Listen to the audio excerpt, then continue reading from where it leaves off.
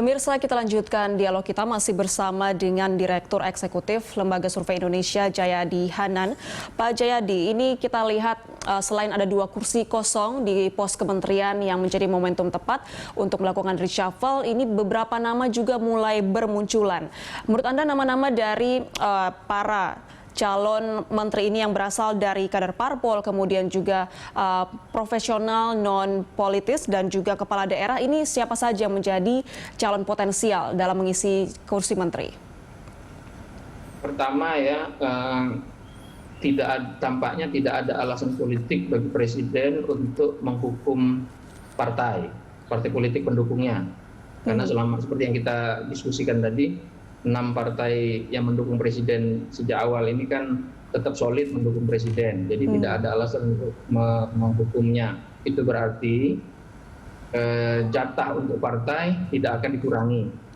Mungkin ada perombakan rotasi di sana sini, tapi jumlah menteri, jumlah jatah untuk partai itu akan tetap, karena kalau itu tidak dijaga maka bisa muncul kekecewaan politik dan bisa menimbulkan manuver-manuver politik yang tentu tidak dikehendaki oleh presiden, karena dia berharap stabilitas politiknya terjaga, gitu kan. Itu kalaupun ada menteri dari 2 partai yang melakukan korupsi, menteri dari PDIP 1 dan menteri dari Gerindra 1, saya kira itu seperti yang kita dengar ya, itu lebih dianggap kesalahan personal, bukan kesalahan partai. Karena itu berarti PDIP tidak akan dikurangi, mungkin akan tetap mendapatkan kursi menteri sosial, Gerindra juga tidak akan dikurangi, mungkin tetap mendapatkan kursi KKP lagi atau diganti dengan kursi lain. Itu saya kira prinsip yang pertama. Yang kedua, presiden akan menyasar menteri-menteri yang terkait dengan 3 hal. Satu, soal dia akan mencari menteri yang kira-kira bisa memimpin upaya pemulihan pandemi. Ini artinya leading sektornya kan di kesehatan ya, kesehatan dan semua, dan karena terkait vaksin juga misalnya, semua menteri yang terkait dengan BUMN yang nanti akan membantu pemerintah dalam hal produksi dan distribusi vaksin itu akan menjadi pertimbangan presiden untuk memilih tim yang betul-betul lebih baik daripada yang ada sekarang. Yang kedua adalah menteri-menteri yang terkait langsung dengan upaya pemulihan ekonomi. Ini mulai dari Menko Perekonomian, Menteri Keuangan, Menteri Perdagangan, Menteri Perindustrian, terutama Menteri Perdagangan ya, kemudian Menteri Perindustrian dan menteri-menteri lain yang terkait, termasuk di dalamnya Menteri KKP. Jadi 2 tim ini. Nah, yang berikutnya itu presiden akan menyasar menteri-menteri yang kira-kira potensial, yang selama ini sudah seharusnya menciptakan stabilitas politik, tapi ternyata dianggap membuat gaduh gitu ya. Saya kira itu salah satu alasan mengapa misalnya seperti yang disampaikan di pembukaan acara ini tadi di teasernya itu, bahwa Menteri Agama juga disasar gitu ya.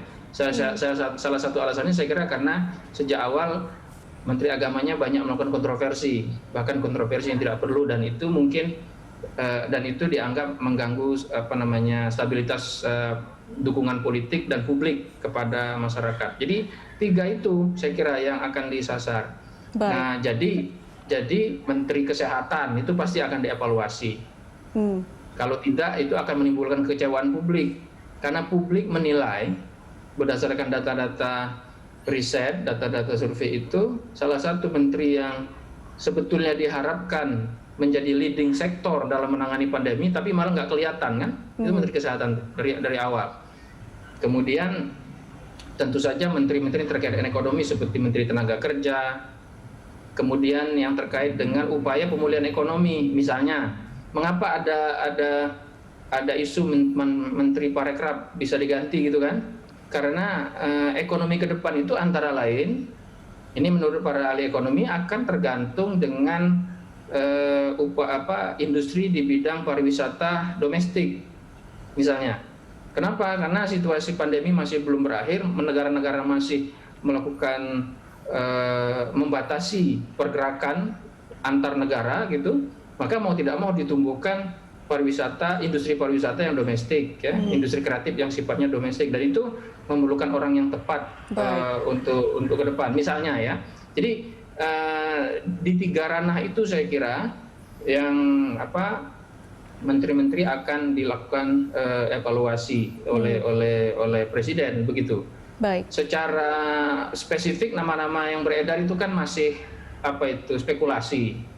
Spekulasi kita ya kita tidak tahu, kadang-kadang presiden melihat spekulasi terlalu banyak terhadap 1 orang atau 2 orang malah nggak dia pilih gitu kan. Jadi itu tetapi saya kira akan berada di sekitar itu. Yang pasti menurut saya nih ya, dugaan saya yang pasti itu kalau sekarang itu, kalau kita mau duga-duga, yang pasti tentu 2 menteri yang dapat kasus. Baik. Yang hampir pasti berikutnya itu Menteri Kesehatan. Itu sudah terlalu sulit untuk dipertahankan gitu. Tinggal siapa yang harus menggantikan, itu yang jadi menarik kan kalau nama-nama yang beredar itu untuk mengganti Menteri Kesehatan katanya Budi Gunadi Sadikin. Yang tidak punya, ya bukan orang kesehatan sama sekali, tapi orang ekonomi lah kira-kira gitu, orang banker gitu. Ya kalau betul nanti Budi Sadikin yang dipilih oleh presiden, itu berarti presiden menginginkan seorang menteri yang lebih fokus pada leadership dan kapasitas manajerial. Pak Jayadi, ini kalau kita melihat 2 pos kementerian yang krusial atau yang perlu membutuhkan sosok yang tepat dan memiliki kapabilitas dalam menangani pandemi, yaitu adalah Kementerian Kesehatan dan juga Kementerian Perekonomian jika kita berbicara untuk pemulihan ekonomi pasca pandemi. Nah, untuk pos Kementerian Perekonomian ini sendiri, ini apakah Presiden Joko Widodo sebaiknya memilih dari kalangan profesional non-parpol? Ini kita tidak berbicara mengenai pembagian jatah politik, namun sosok yang dianggap capable untuk menangani atau memulihkan ekonomi pasca pandemi. Iya, menurut saya yang kunci, terutama dalam jangka pendek, itu sebaiknya tidak berasal dari parpol. Ya, misalnya kan ada banyak beredar di media massa, termasuk di Berita Satu kan, bahwa Menteri Perdagangan. Nah, memang kan Menteri Perdagangan ini dalam jangka pendek memegang peran penting sekali kan untuk pemulihan ekonomi itu. Jadi supaya tidak menghadapi memiliki beban politik, sebaiknya Menteri Perdagangannya tidak seperti sekarang. Sekarang itu kan dari orang partai ya. Memang sebaiknya menteri yang betul-betul bebas dari tekanan-tekanan politik, hanya bergantung kepada presiden, sehingga diperlukan orang yang bukan hanya capable dari segi profesionalitasnya, tapi juga tidak memiliki beban politik ya. Nah, pada saat yang sama ini kita kan tidak bisa menghindari partai politik, menteri-menteri itu nanti kan dipanggil sama DPR. DPR itu kan isinya partai-partai. Jadi pada saat yang sama menteri ini tidak terafiliasi ke parpol, tapi tidak dimusuhi oleh parpol. Itu yang diperlukan. Tapi kalaupun presiden merasa orang ini memang pilihan dia, maka presiden harus memberi sinyal kepada parpol-parpol, jangan ganggu menteri ini, kira-kira gitu. Anda berhadapan dengan saya, jadi presiden harus siap pasang badan gitu dengan menteri-menteri yang dia pilih. Dan itu saya kira itu yang mestinya dikomunikasikan oleh presiden. Saya kira partai-partai mau itu, asal tadi Mbak syaratnya itu, partai-partai itu syaratnya jatahnya jangan dikurangi, kira-kira gitulah. Baik. Pak Jayadi, ini nama-nama yang digadang-gadangkan akan mengisi kursi menteri, diantaranya adalah Fadlizon untuk Kementerian Perikanan dan Kelautan, kemudian ada juga Sandiaga Uno dan juga Risma Triharini sebagai Menteri Sosial. Ini Anda melihatnya bagaimana? Kalau dari Gerindra itu sepertinya tidak mungkin lebih dari 1 tambah kan gitu, karena jatahnya kan 2. Gerindra juga masuk lebih karena akomodasi, karena lawan politik, agar menciptakan stabilitas politik bagi Pak Jokowi. Jadi agak susah untuk menambah. Karena itu Gerindra hanya akan ada 1 tambahan. Nah, memang 2 nama yang beredar ya, Fadlizon sama Sandiaga Uno. Menurut saya kalau kalau lihat posisinya di Gerindra dan di publik serta kiprah profesional, tampaknya Sandi Uno yang lebih punya kesempatan dibanding Fadlizon gitu. Kenapa? Karena Sandi Uno kan mantan calon wapres maksud saya. Kemudian punya pengalaman luas di bidang ekonomi, ya. Kemudian dia juga punya aktivitas yang juga terkait langsung dengan upaya pemulihan ekonomi masyarakat kecil yang memang sangat diperlukan oleh pemerintah saat ini, karena kan nanti yang menjadi backbone salah satu pilar utama recovery ekonomi itu kan usaha kecil menengah gitu. Nah, Pak Sandi kan di situ kekuatannya. Sementara kalau Pak Fadli kan lebih selama ini ya kita kenal lebih sebagai politisi murni gitu. Meskipun pernah juga di dunia usaha. Jadi kalau lihat dari sisi itu menurut saya Sandi Uno yang lebih berpeluang. Cuma masalahnya di mana posisi yang lebih cocok untuk Pak Sandi? Saya kira di bidang-bidang yang saya sebut tadi, di bidang langsung terkait dengan program-program pemulihan ekonomi, recovery ekonomi yang sifatnya langsung. Meskipun KKP itu terkait juga dengan ekonomi kan, tapi yang langsung misalnya soal UMKM dan sebagainya itu saya kira lebih ke kekuatan Pak Sandi. Mungkin Gerindra kalau Pak Sandi yang maju, mungkin Gerindra akan diberi kursi bukan KKP mungkin, gitu ya. Nah kemudian Ibu Tri Risma hari ini begini, Kementerian Sosial itu selain Kementerian Kesehatan yang menjadi ujung tombak recovery pandemi itu kan Kementerian Sosial. Nah, kenapa? Karena mau tidak mau program bantuan sosial ya, social assistance program untuk mengurangi beban masyarakat, meningkatkan daya beli masyarakat kecil dan menengah melalui program-program bantuan pemerintah itu akan menjadi program yang sangat penting untuk pemulihan akibat pandemi selain persoalan yang di bidang kesehatan terutama vaksinasi. Karena itu diperlukan orang yang betul-betul punya integritas, betul-betul dipercaya oleh publik, punya pengalaman langsung dalam menangani program-program yang terkait langsung dengan bantuan-bantuan sosial ini. Nah, track recordnya sebagai kepala daerah ini bagaimana Pak untuk potensinya mengisi kursi Kementerian Sosial? Ya itu jadi itu bisa jadi nilai plus. Nilai plusnya adalah dia paham betul situasi di bawah kan gitu. Situasi di bawah dan bagaimana kondisi lapangan. Nah, cuma nanti karena ini kepala daerah, sementara dia harus memimpin kementerian, nah itu yang jadi pertanyaan, apakah mantan kepala daerah seperti Bu Risma hari ini mampu menghadapi manajemen di tingkat kementerian yang memerlukan kapasitas manajerial yang sifatnya makro, bukan hanya mikro seperti yang dimiliki oleh seorang kepala daerah, apalagi wali kota ya. Nah, tapi ini saya kira bisa diatasi sekali lagi kalau presidennya betul-betul memberi sinyal kepada kementerian itu, jangan macam-macam ya. Ini saya backup penuh.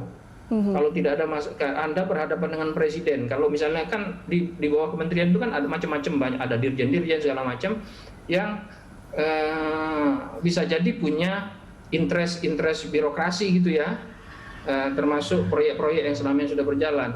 Nah di situ saya kira agak titik lemahnya. Tapi dengan backup presiden itu bisa, saya kira itu kan menteri itu kan tergantung leadership presidennya juga gitu. Jadi nggak bisa presiden ngangkat orang lalu menyerahkan. Presiden ke depan itu mau tidak mau ya bukan hanya mengambil peran di belakang, tapi betul-betul mengambil peran di depan dalam mengatasi pandemi dan recovery ekonomi ini. Baik, Pak Jayadi tadi Anda sempat menyebut Presiden juga ini berpotensi mengganti kursi kementerian di mana menteri tersebut kerap melontarkan pernyataan kontroversial, yaitu salah satunya di pos Kementerian Agama. Ini ada santer dibicarakan, ada nama dari NU yang akan mengisi kursi Kementerian Agama. Ini bagaimana Anda melihatnya? Ya kalau dari segi kapasitas ya mestinya orang NU punya kapasitas lah ya, apalagi posisinya cukup tinggi di NU gitu. Dan itu secara politik juga gini, Anda mungkin juga mendengar bahwa walaupun NU itu partainya banyak orang NU partainya PKB dan PKB itu wakilnya cukup banyak di kementerian, tapi kan Anda mendengar juga saya kira banyak bisik-bisik di luar yang mengatakan NU nggak punya representasi gitu. Padahal Muhammadiyah ada, Pak Muhajir kan itu, Muhajir Effendi. Nah, jadi di sisi lain kursi Menteri Agama itu memang lebih sering orang NU kan. Kemarin NU tuh ya Pak Lukman Hakim Saifuddin gitu kan. Jadi ini mengembalikan kursi Menteri Agama ke NU dan memberi ruang bagi Pak Jokowi untuk memperoleh dukungan yang lebih solid dari kaum Nahdliyin, dari kaum NU. Pada saat yang sama Pak Yahya Khalil Stakuf ini kan meskipun ada beberapa kontroversinya ya dulu, tetapi kan cenderung dianggap figur yang tidak kontroversial secara luas oleh publik, terutama di kalangan NU. Jadi itu juga bisa jadi pilihan yang bisa memuaskan banyak pihak gitu, meskipun tidak semua pihak, begitu saya kira. Baik. Nah ini Pak Jayadi, seperti yang Anda sempat sebut tadi, Presiden Joko Widodo membutuhkan menteri yang mampu bekerja dalam crisis mode, terkhususnya dalam penanganan pandemi ini. Nah, lalu bagaimana Presiden Jokowi seharusnya menciptakan sinergi agar para menterinya ini bisa mengeksekusi visi dan misi yang diusung oleh Kabinet Jokowi, dan bagaimana agar para menteri tersebut tidak kembali terulang kasus yang sama seperti dua contoh kemarin, dua menteri di Kabinet Kerja Jokowi ini tersandung kasus korupsi. Kalau soal korupsi itu gampang-gampang susah ya. Yang pasti presiden yang harus ngasih contoh satu. Ya. Presiden harus betul-betul ngasih contoh soal komitmen atas pemberantasan korupsi itu. Mungkin kemarin itu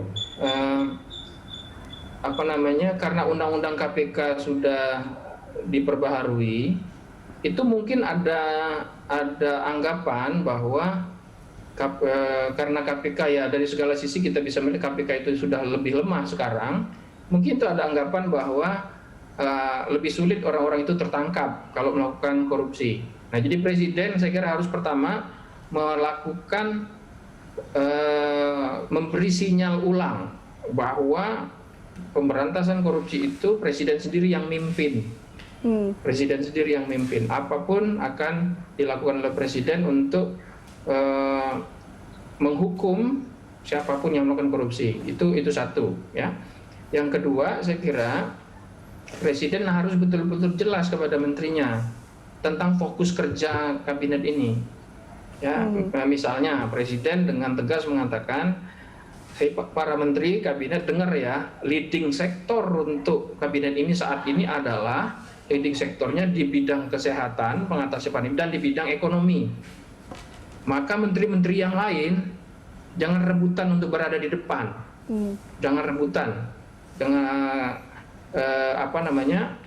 harus menyesuaikan diri, berada dalam konteks semua orientasinya itu lebih banyak berada dalam konteks upaya secara secepat mungkin memulihkan pandemi dan recovery ekonomi. Yang menteri-menteri lain harus ikut. Yang ketiga, presiden harus mendesain ulang internal manajemen sistem dari kabinet itu, sistem manajemen internal kabinet.